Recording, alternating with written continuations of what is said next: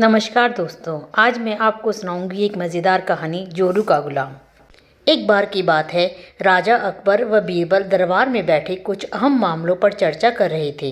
तभी बीरबल ने अकबर से कहा, मुझे लगता है कि ज़्यादातर पुरुष जोरू के गुलाम होते हैं और अपनी पत्नियों से डर कर रहते हैं। बीरबल की यह बात राजा को बिल्कुल भी पसंद न आई। उन्होंने इस बात का विरोध किया।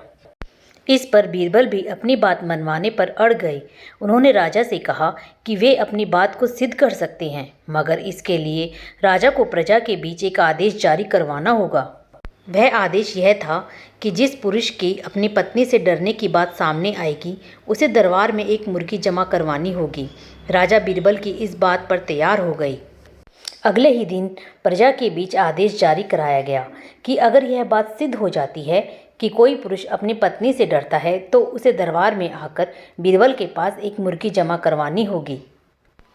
फिर क्या था, देखते ही देखते बीरबल के पास ढेरों मुर्गियां इकट्ठा हो गई और सैकड़ों मुर्गियां महल के बगीचे में घूमने लगी।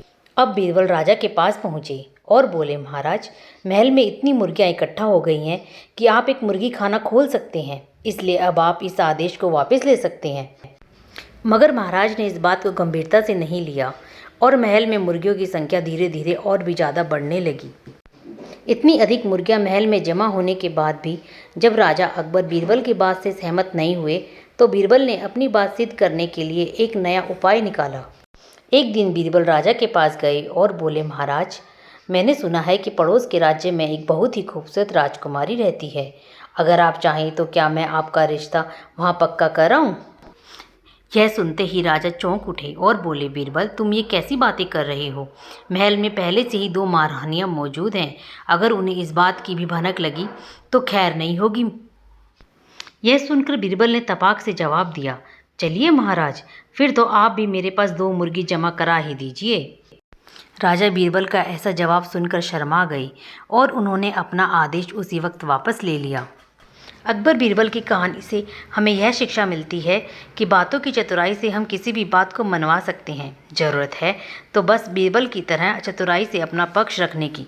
धन्यवाद दोस्तों, आप कमेंट करके मुझे ये ज़रूर बताएं कि आपको यह कहानी कैसी लगी।